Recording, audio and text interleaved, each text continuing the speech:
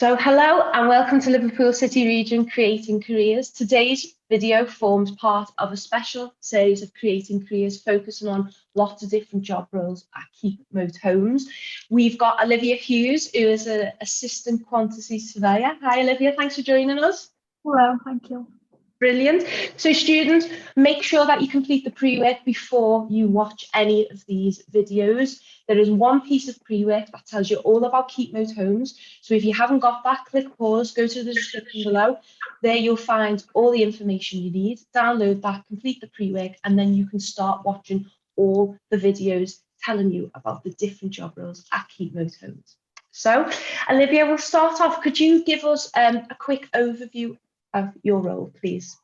Yeah, so my job basically is to deal within the commercial function of Keepmoat, which is basically dealing with all the site financials, money, subcontractors, and then the big chunk of it is paying the subcontractors, and then it's basically just around subcontractors, and it's like you pay them at the end of the month. You have to tender jobs to them so they can submit their quotes back. Analyze that, and we just basically have to set up budgets for sites, stick to the budgets, manage the budgets, and just anything based around the money element of it, basically. Really. Brilliant. So just to clarify for students watching, what do you mean by subcontractor? So a subcontractor is the trades that we have working on site. So we'll have our site and our site manager and assistant who are employed directly with Keepmoat. And then we have subcontractors who will be the likes of your bricklayers, joiners, plumbers, that we have to then send a tender out to, and they'll respond if they want to work on that site. And we'll choose the most competitive of them, where we can get the best price, and then they will come and start working on our site. Okay, brilliant. And you're making part of your role to make sure they're sticking to budgets and things. Yeah, yeah, definitely. Brilliant. So did you, for your job title, as we mentioned earlier, it's assistant quantity surveyor, so was there some a training element involved in getting into that job role? Yeah, so I originally started as a trainee nearly 3.5 years ago now. For the first 2 years I had to go to college one day a week and complete a HNC, which is sort of the same level as A-levels, kind of. I'd done my A-levels previously, but then I did this again. And then from there, I was able to transfer over into the degree I'm doing now, which would have been 5 years because it was part-time. But since I'd already done the 2 years of the HNC, I could just start in year 3 then. So I'm in year 4 or 5 now, and I go one day a week to uni. Brilliant. So you're working at the same time as studying at your degree? Yeah. Did you enjoy doing it that way rather than just a full-time degree?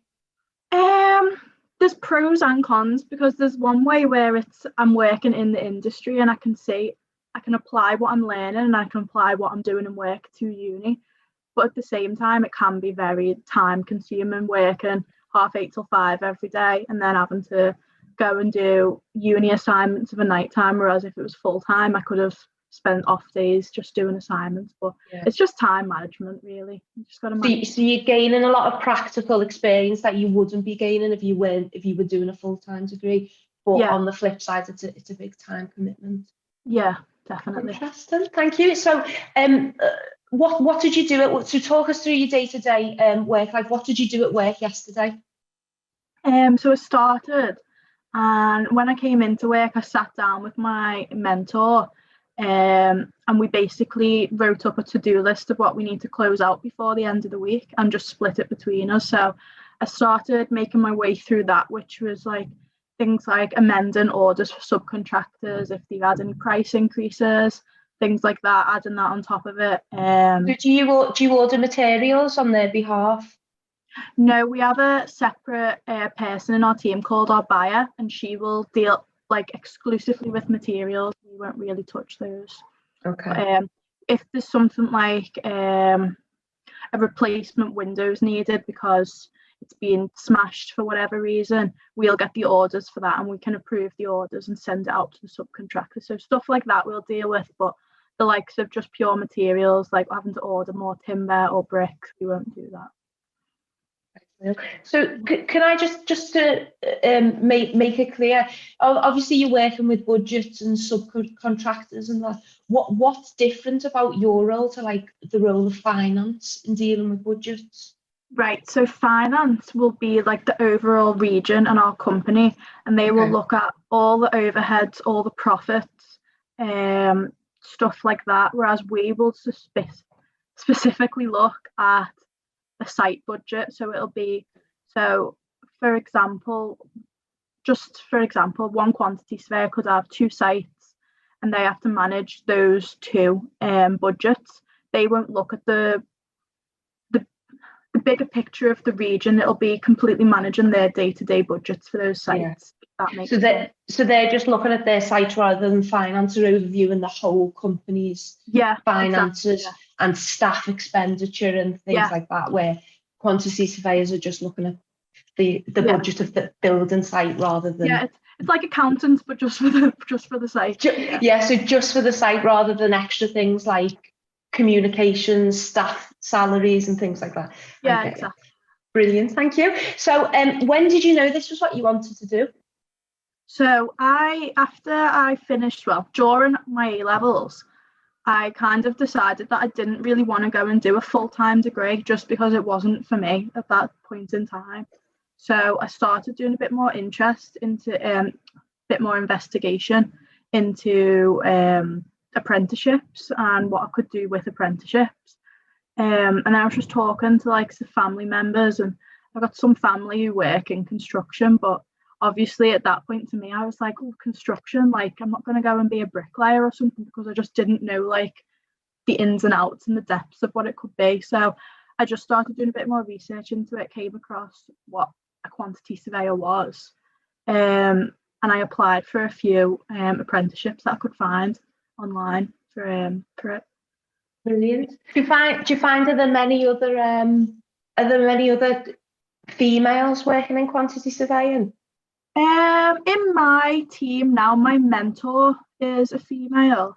She's a couple of years older than me, and then our buyer. So it's still a bit more male oriented. Like, I can't lie about that. We are still kind of in the minority, but it is on the up. It's a bit definitely a career that women should be considering getting into. Yeah, 100%. So if I wanted to become a quantity surveyor in the future, what would you advise people to do to develop themselves?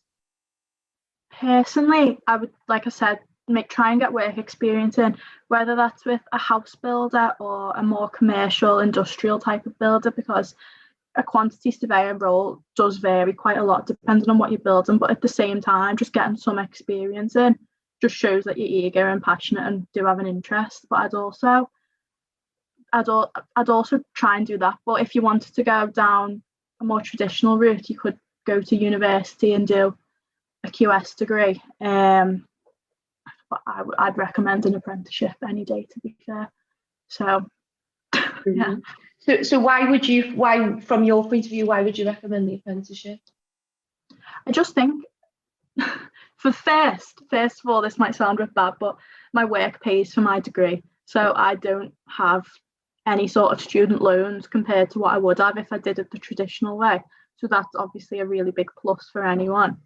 Second of all, when you are, like I said earlier, applying the knowledge that you're learning day to day, it can make it a lot easier for what you're learning in your degree. Just because I can say sometimes that some of the things I can learn about when I'm sat in lectures, I wouldn't have a clue what they were talking about if I wasn't doing it every day anyway.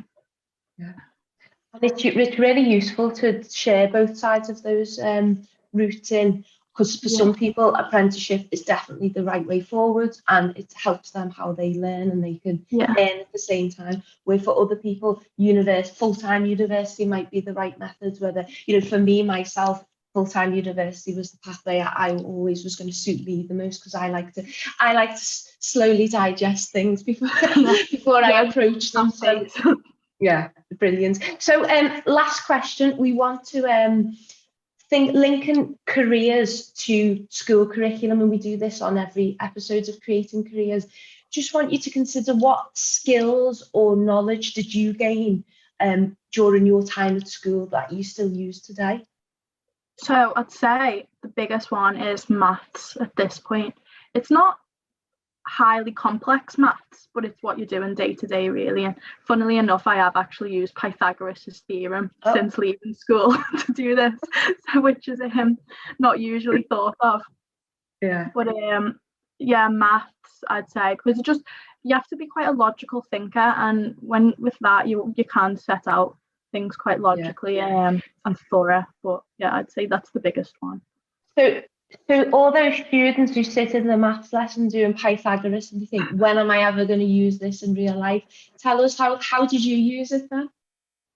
So basically, if you can see in the background of my picture, the side of the house where the roof comes to a point, working at the area of the gable and the roof truss there, that would be where I used it when you're estimating for materials. Yeah. Oh, that's amazing. So you use Pythagoras to make sure your materials, the amount you're ordering is spot on. So when you're building the bricks up in that sort of area, you have to know how big the area is. So yeah. Amazing. Thank you so much for sharing that. Well, Olivia, it's been an absolute pleasure to talk to you today, and I really, really appreciate it. And I know our students will have found that really useful. So thank you so much. Students, if you've got any questions for Olivia, anything about quantity surveying or anything about Keepmoat homes in general, send them through to me on careershub@growthplatform.org and we will get them answered for you. And don't forget to complete the Creating Careers roadmap, the Keepmoat Homes edition, that allows you to evaluate your interest in all the different job roles of Keepmoat homes that you are watching throughout this series. It allows you to filter your interests to see which areas you potentially may go into. So thanks again, Olivia. Thank you for watching, and we'll catch you on the next episode of Creating Careers.